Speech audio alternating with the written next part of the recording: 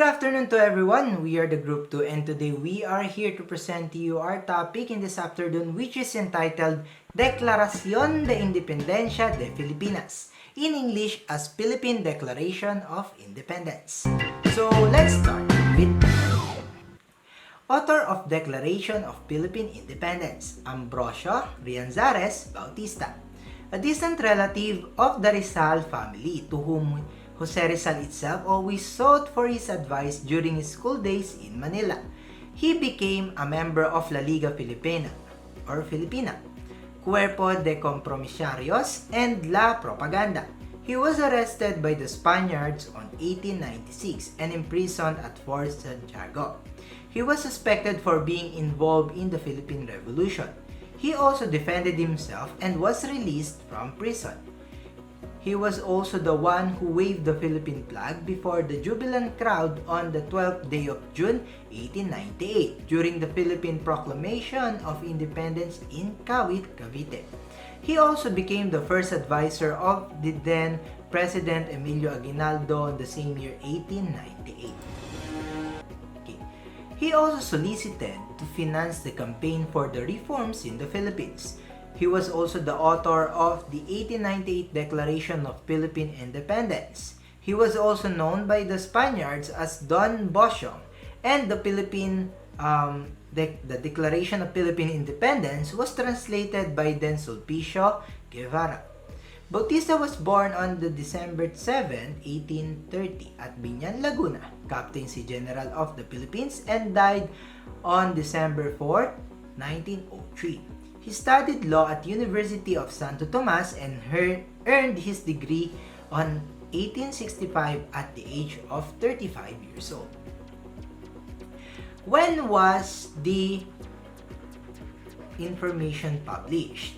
Okay, so the Philippine Independence or the Declaration of Philippine Independence was created during the month of May to June 1898. It was presented on the 12th of June in the same year 1898 in Cavite El Viejo, province of Cavite.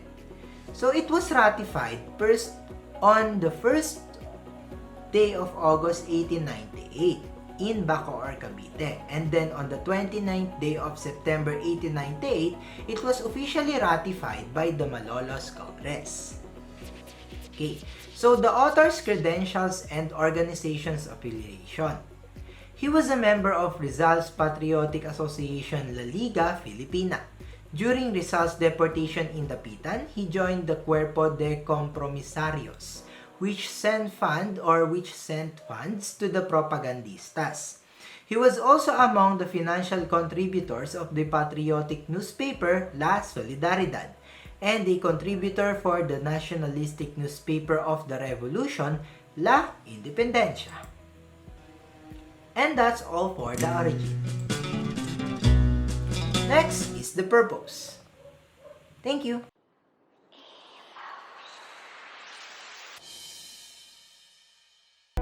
Once again, good afternoon everyone. Upon hearing the origin of the Declaration of the Philippine Independence, let's now tackle the purpose. So what was the purpose of the information? It is to encourage, motivate more Filipino people to fight against Spaniards, to proclaim the freedom, independence, and sovereignty of the Philippines. It is to have an identity as a Filipino, and it was the very first solid proof of the struggles and sacrifices of the Filipinos for independence. It also marks the start and the beginning where Filipinos had those constitutional rights. Having the declaration is to symbolize that Philippines has the right to be independent and free from Spaniards, and is no longer tied politically with them. Reading the details of the said document in hindsight is telling the kind of government that was created under Aguinaldo, in the forthcoming hand of the United States of America, in the next few years of the newly created republic. Is the purpose clear? The Declaration of the Philippine Independence has a clear purpose, which is to proclaim the sovereignty and independence of the Philippines from the colonial rule of the Spanish Empire. The Declaration of Independence is to remind the colonists, and the whole world that the Philippines declared independence from the colonies. It also encourages us to be more independent and to fight for ourselves and our country in order to exercise our right to live with freedom, peace, and unity with others. Is the information fact, opinion, or propaganda? The information is a fact, since the one who had published this document was also the witness himself during the Philippine Revolution. Does the point of view appear objective or impartial? The author possessed both objectivity and fairness in his documentation of the Philippine Declaration of Independence. Objective because in this document, he wrote as if he is a mere spectator of the events, and the author based only on the observable phenomena. He presented the document wherein there are no emotions and feelings that are included at all, nor personal prejudice. Impartial because of the reason that in this document, he is not being partial or biased. The author weighs up all the relevant arguments in this issue and present them appropriately without preconceptions or bias. It is treated equally, and most importantly, he was able to give fair opinion and explanation. Perspective at which Ambrosio Rianzares Bautista is trying to convey. First, it is to symbolize that Philippines has the right to be independent and free from Spaniards and is no longer tied politically with them. Second, it was written by the author to use for the Declaration of Freedom of the Philippines after the war against the America and Spain. Third, it is to motivate more Filipino people to fight against the Spaniards to proclaim the freedom, independence, and sovereignty of the Philippines. Fourth, it is to reveal the reasons behind the Philippine Revolution during the Spanish times, how the Spaniards treated the early Filipinos. Fifth, it reveals the War of Independence.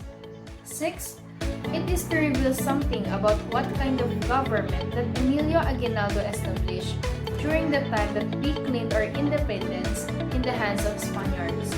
Lastly, it is to reveal something about the explanations of the real meaning of the colors of the Philippine flag. That's all about the purpose. Next is the value.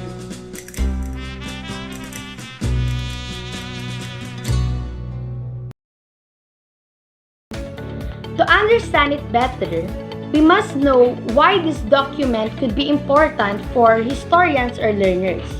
So that's when the value comes to place. So the first question is that, how useful is this source? The piece is a reminder to all Filipinos and other countries that we are where we are today because of the ancestors who took the greatest risk of their lives for a future. This is why until today we celebrate their achievements on June 12 of every year. The document was written to motivate, encourage more Filipino people to fight against the Spaniards to proclaim the freedom, independence, and sovereignty of the Philippines. Next, has the information been reviewed or referred? Yes, Philippine independence has been celebrated every June 12 since 1962. The original celebration used to be on July 4, but then President Diosdado Macapagal changed the date to June 12 in commemoration of Emilio Aguinaldo's Declaration of Independence from the Spaniards. In turn, July 4 was declared as Philippine Republic Day or American Filipino Friendship Day, when a treaty was made declaring the freedom of the Philippines from the United States. The celebration of the Philippine independence is from May 28 to June 12, where all government establishments, residences, and other public squares are encouraged to display the country's flag. Next is that, can you verify the information to other sources? The 1898 Declaration of the Philippine Independence served as a way for the Philippines to achieve freedom from the colonizers. During Spanish colonial period, Philippines were mostly portrayed as tired, oppressed, hopeful, and resilient, and because of the document, people were capable of freeing themselves from the Spaniards. The document has extreme relevance in reconstructing our history, for it gives us the primary account of what Filipinos had experienced that led them to declare their own independence.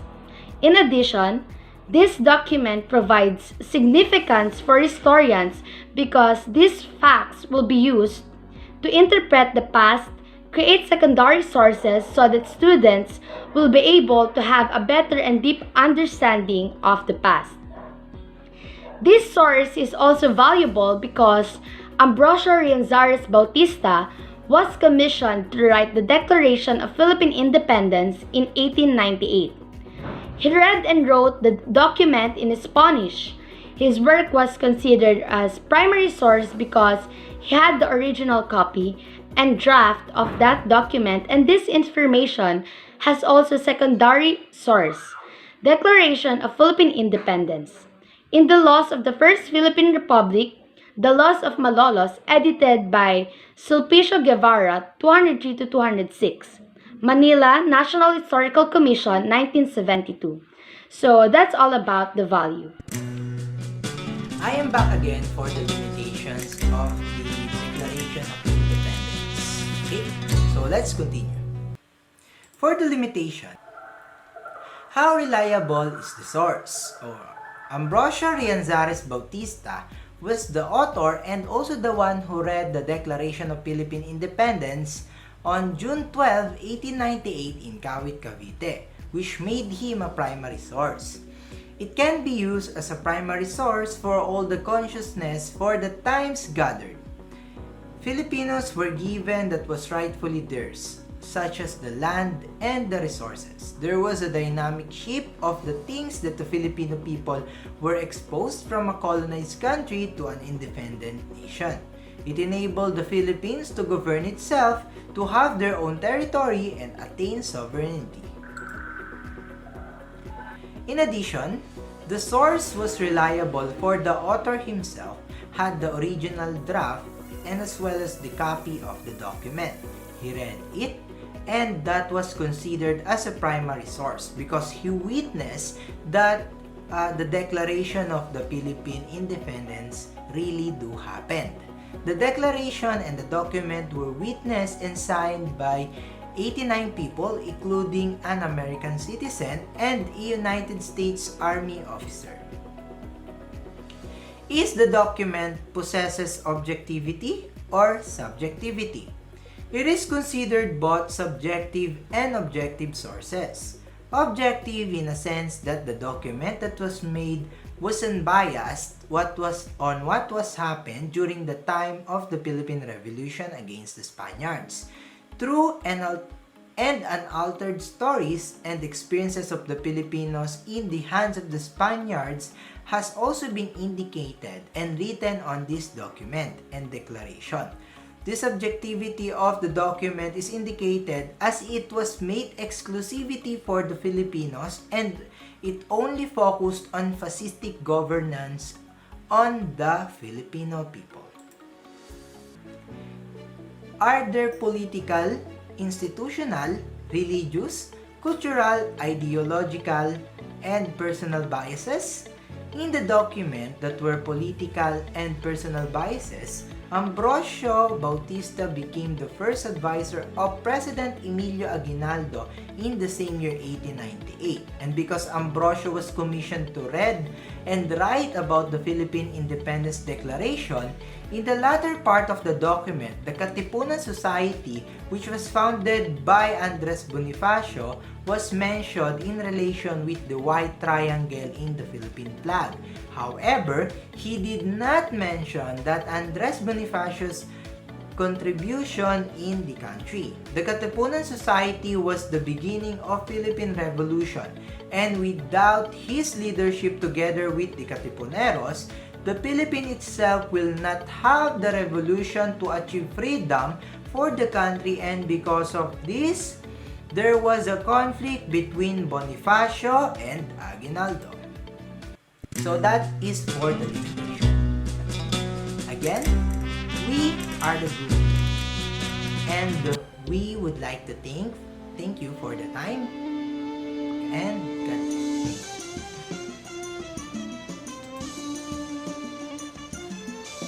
Declaración de Independencia de Filipinas. Philippine Declaration of Independence.